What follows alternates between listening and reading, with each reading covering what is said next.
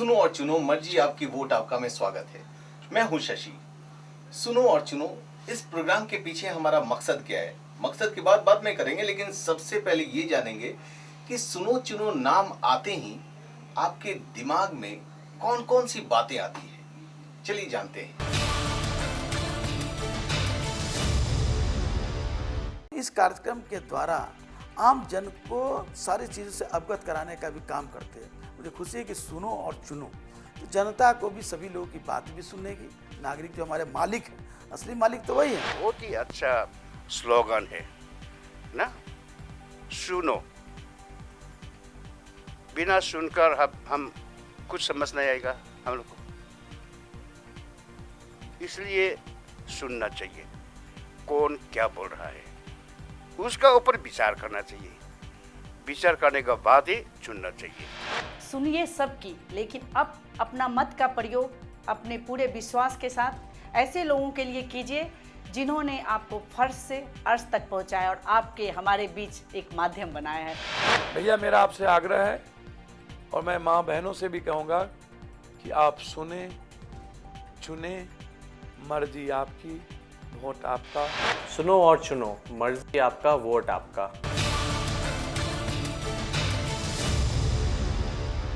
चलिए, सुनो और चुनो का सही मतलब तो आप समझ चुके और मुझे भी समझा दिया। जी हाँ, हमारा मकसद यही है कि इस चुनाव में कई ऐसे उम्मीदवार होंगे जो जाने पहचाने चेहरे होंगे और कई ऐसे नए उम्मीदवार होंगे जिसे आपने नहीं जाना, लेकिन हम उन्हें एक मंच दे रहे हैं ताकि वो आपको सुना सके और आप उन्हें चुन सके। वोट देना क्यों जरूरी है, चलिए इस बात को भी जानते हैं।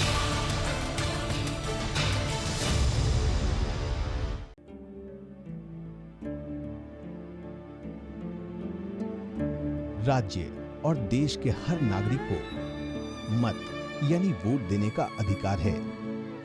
भारतीय संविधान के अनुसार जनता द्वारा चयनित प्रतिनिधि को बहुमत के आधार पर सरकार चलाने के लिए अधिकृत किया गया है, जिसका बहुआयामी और बृहद उद्देश्य है। इस व्यवस्था का उद्देश्य निरंकुश सरकार बनने से होने वाली समस्याओं और दुष्प्रभाव से राज्य और देश को बचाना है। 18 वर्ष से ऊपर के नागरिक वोट दे सकते हैं, लेकिन इसके लिए मतदाता सूची यानी वोटर लिस्ट में उनका नाम होना अनिवार्य है। हर एक वोट का महत्व है, क्योंकि उन्हीं वोटों की गिनती के बाद बहुमत के आधार पर प्रत्याशी को विजयी घोषित किया जाता है। राज्य के जिम्मेदार नागरिकों का यह कर्तव्य है कि वे किसी कर्मठ, योग्य और विकास के प्रति दृढ़ संकल्प प्रत्याशी को ही अपना वोट दें, ताकि वह जनता के हितों के लिए काम कर सके, जन आकांक्षाओं पर खरा उतरे और विकास में सहायक हो।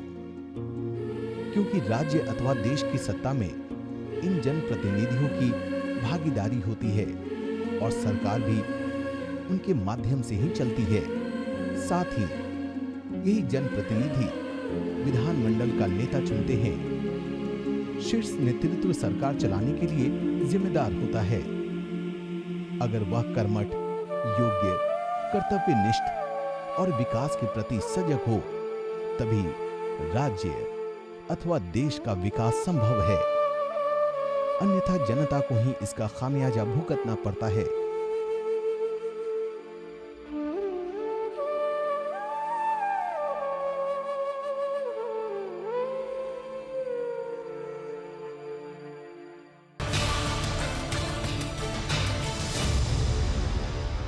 बिल्कुल सही जाना। सुनो और चुनो का सही मतलब भी यही है, आप सब में जागरूकता लाना वोट के प्रति।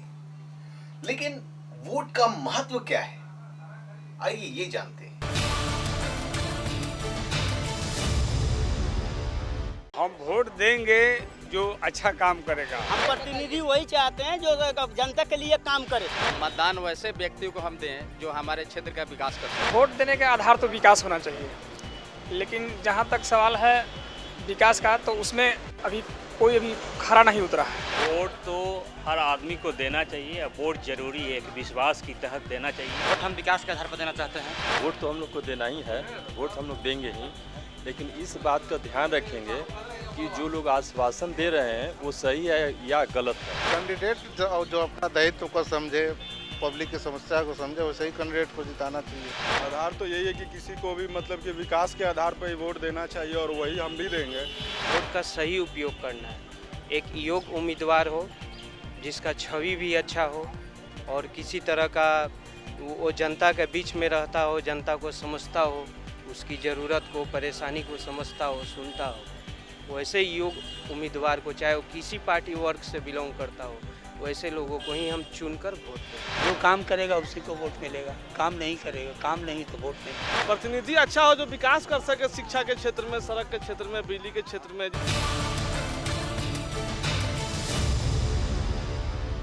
इस कार्यक्रम के जरिए हम आपके विधानसभा क्षेत्र के प्रत्याशियों की योजनाओं के बारे में जानेंगे और उनसे अवगत भी कराएंगे। लेकिन उससे पहले बड़ी बड़ी पार्टियों के मुद्दे क्या हैं, ये जानते हैं। 16वां बिहार विधानसभा चुनाव 2015 में जनता के प्रमुख मुद्दे महंगाई, बेरोजगारी, जन सुविधाएं, स्वास्थ्य सुविधाएं एवं अन्य। ब्रेक के बाद लेकर आएंगे आपके लिए कुछ और खास। आप देखते रहिए सुनो और चुनो, मर्जी आपकी, वोट आपका।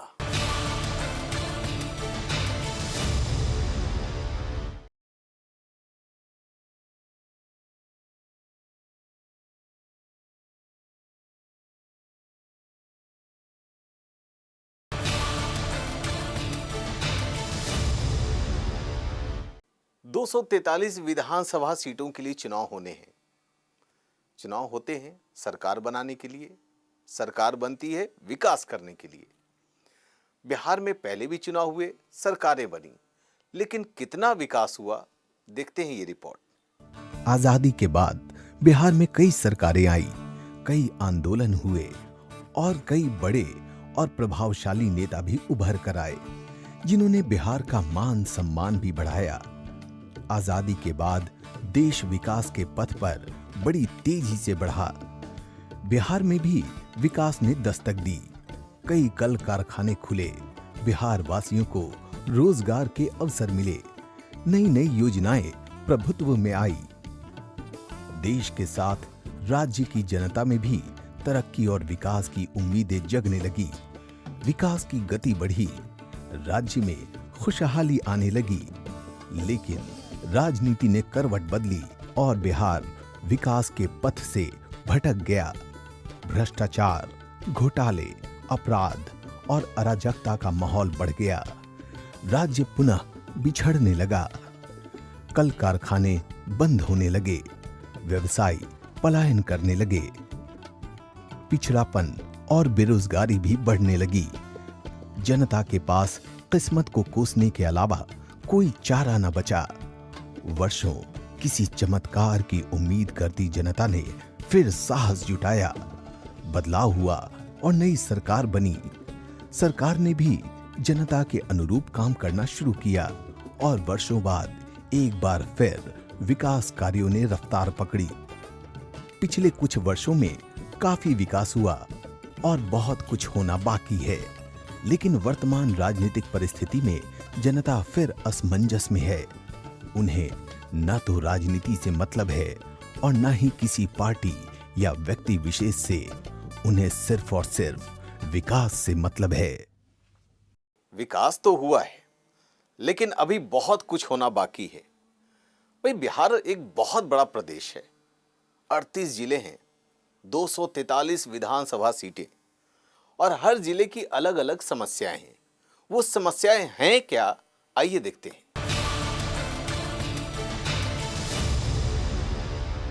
विधानसभा की प्रमुख समस्या ही समस्याएं हैं। यहाँ अगर सबसे बड़ी कोई समस्या है तो बिजली की। यहाँ पर तो देखिए अनुमंडल स्तरीय पीरो है, सामने आपको लौक रहा है कि पड़ाव मैदान है। पीरो में अगर कोई मैदान है तो एक पीरो मैदान, पड़ाव का मैदान है। अभी तक इसमें कई बार घोषणा की है कि हम इसको एकदम सुंदर एक स्टेडियम बनाएंगे, वो भी नहीं हुआ। इसमें कुछ कार्य हुआ अधूरा, लूटपाट के अपना सब इसी कर लो। देखिए, युवाओं को समस्या है। सबसे पहले युवाओं को रोजगार नहीं मिल रहा। का चाहता नहीं, हमनी का राशन पता ही नहीं के मिलल। बूढ़ा पेंशन ना मिलता। तो पुलिया तुरकोलिया बाजार के बगल में है, तो चबूतरा पिपरिया में है, शायद इन्हीं लोगों का बनवाया है कि क्या है। जाकर देख लीजिए, 2 महीने में चबूतरा उलट पुलट गया। यहाँ जो पुलिया बनाया है सोलिंग उसका एकदम, अगर बैलगाड़ी के जमाना रहता 2-4 रोज बैलगाड़ी मरता। ये बताई राशन कार्ड सारा लोग के भेट गल, इतना गरीब आदमी के राशन ना भेटो, राशन कार्ड ना भेटो, तो वोट कथी खातिर दिया?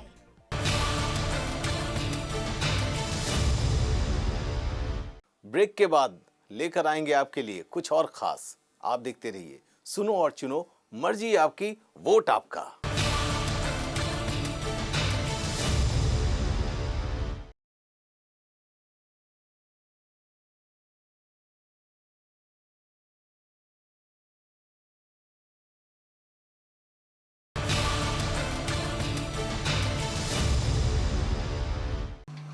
ब्रेक के बाद आपका स्वागत है। आप देख रहे हैं सुनो और चुनो, मर्जी आपकी, वोट आपका। मैं हूं शशि।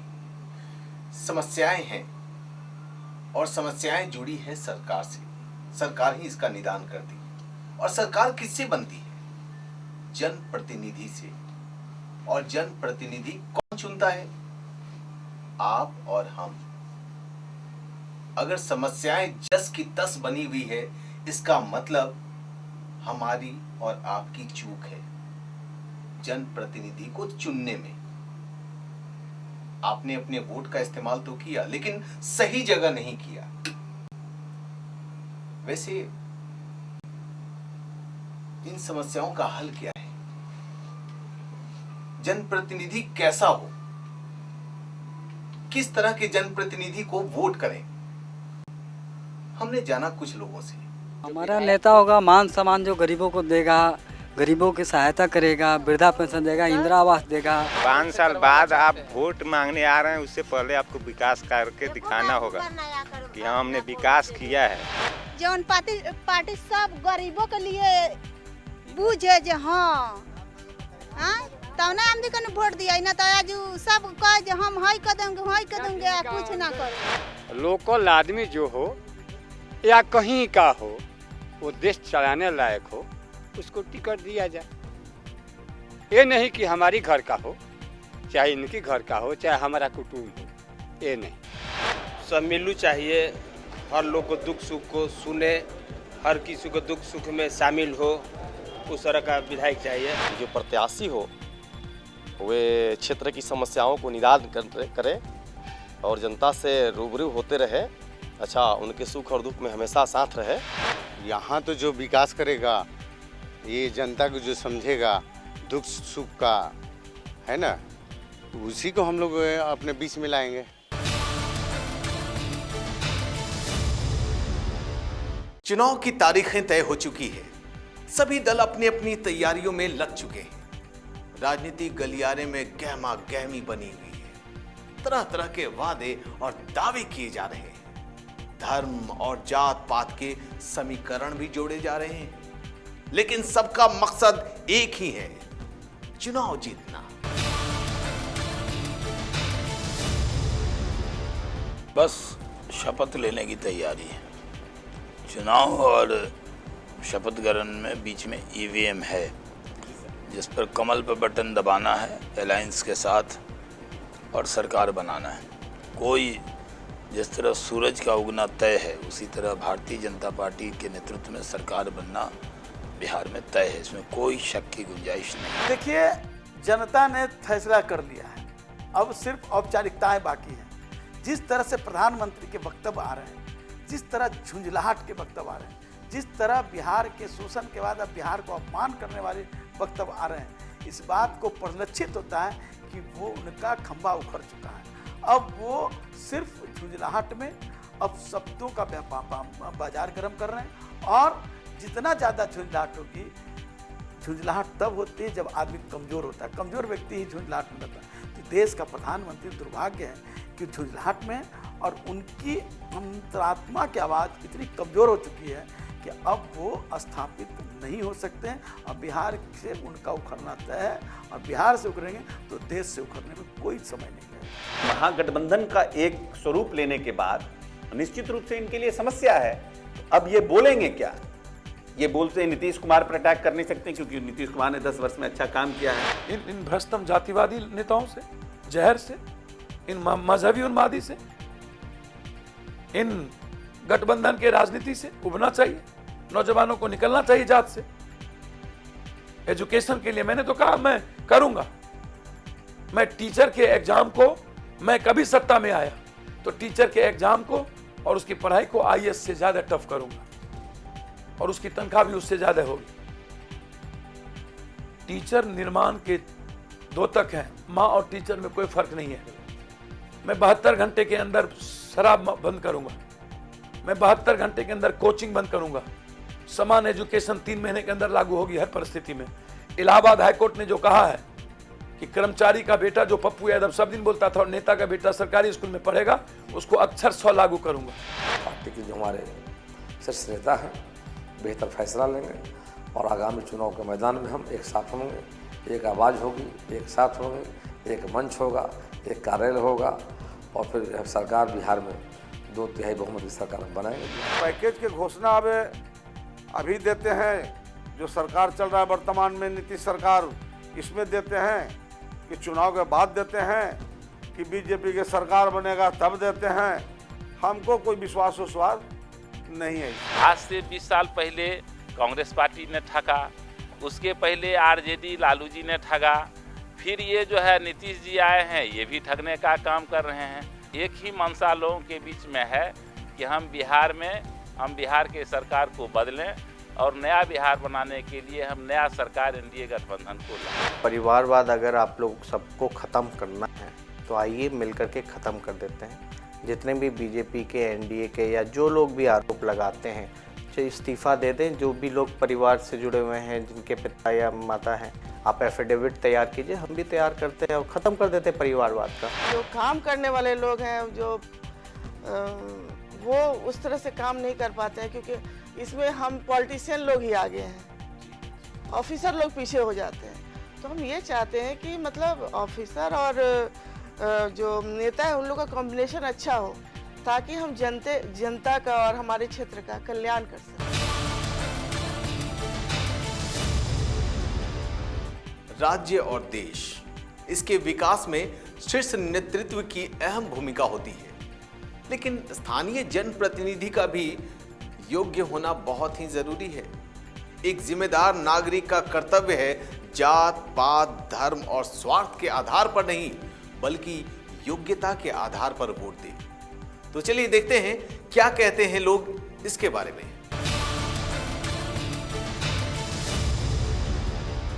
कैंडिडेट रखने के लिए सबसे इम्पोर्टेंट चीज़ है कि उसका बैकग्राउंड भी देखना चाहिए। देखिए यूएस के इलेक्शन जो होते हैं यूएस में प्रेसिडेंट के, तो उस प्रेसिडेंट के पूरे हिस्ट्री को देखा जाता है कि कहीं पर उस जो कैंडिडेट हैं कोई पर कोई चार्जशीट है कुछ हो, उसको जरूर देखना चाहिए। कैंडिडेट वही तभी रखिएगा जब उसका बैकग्राउंड को देखें। Background not for the caste, not for his status. Background मतलब कि उसके चरित्र कैसा है, दैट इज़ द इम्पोर्टेंट। कि उसके लाइफ में कोई ऐसे दाग तो नहीं है कि जो हमारे लिए प्रॉब्लम्स हो। आपका कैंडिडेट ऐसा हो जो आपके लिए मैंने एक फैमिली मेम्बर हो, जिसके पास आप जब चाहे तब जा सकते हो। मेरे हिसाब से अब नए सरकार को मौका देना चाहिए, उनका देखना चाहिए कि जो वो बोल रहे हैं वो कितना खड़े उतरते हैं। हमारे क्षेत्र के विकास, सर्वांगीण विकास मेरा मतदान पर ही आधारित है।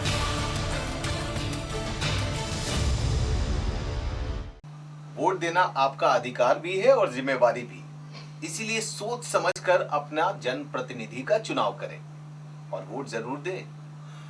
अब अपने सुनो चुनो वाले बाबा क्या कहते हैं, जरा सुनते हैं सुनो चुनो वाले बाबा से। सुनो और चुनो के दर्शक बंधु, हर नागरिक को एक बात जरूर याद रखना चाहिए। जानते हैं भारत के संविधान की प्रस्तावना क्या है? हम भारत के लोग भारत को एक संपूर्ण प्रभुत्व संपन्न समाजवादी पंथ निरपेक्ष लोकतंत्रात्मक गणराज्य बनाने के लिए तथा उसके समस्त नागरिकों को सामाजिक आर्थिक और राजनीतिक न्याय, विचार, अभिव्यक्ति, विश्वास, धर्म और उपासना की स्वतंत्रता, प्रतिष्ठा और अवसर की समता प्राप्त करने के लिए तथा उन सब में व्यक्ति की गरिमा और राष्ट्र की एकता और अखंडता सुनिश्चित करने वाली बंधुता बढ़ाने के लिए दृढ़ संकल्प होकर अपनी इस संविधान सभा में आज तारीख 26 नवंबर 1949 ईस्वी को एतद द्वारा इस संविधान को अंगीकृत, अधिनियमित और आत्मार्पित करते हैं। इस प्रस्तावना को याद रखना, भूलना मत, बहुत जरूरी है। हमारा ये कार्यक्रम आपको कैसा लगा? आप अपना सुझाव हमें इस पते पर दें।